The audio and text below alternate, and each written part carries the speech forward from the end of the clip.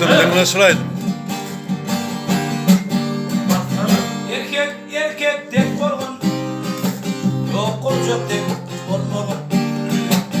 Akbalın elindeki oyuncak tek bolmagan.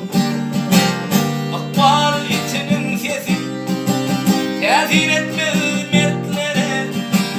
Oyun elme takdiran kalktı ötep mertlere.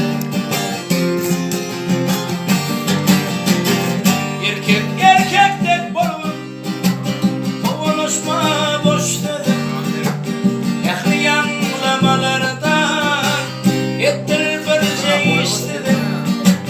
Urfen pıtratsın, düşmanını unutup git. Ehli işim bitirdim, tuvalide yetip git.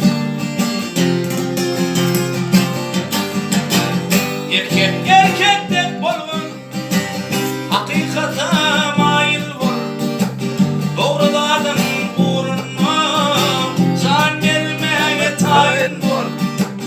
Anamdan dönenimden, ömrümden dönün yaşı. Bir namus yanınımdan, namuslu yüzünün yaşı. Sağ ola.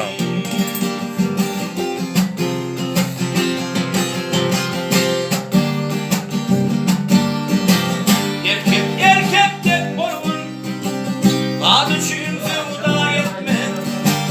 Baylık kazanmak için erkimi feda etme. Bütün ömrüm boyunu şu öğüt hakim olsan, yeğenin hartalı olsan, elinde erkin olsun.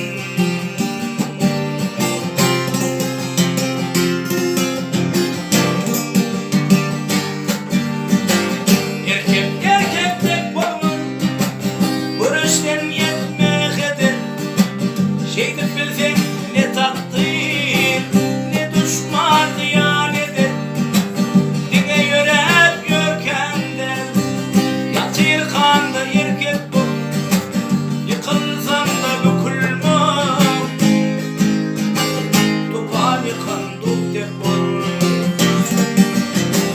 Erkek tek bolğan, hakikata mail bol. Doğrulardan uğruna, can vermeme tayin bol.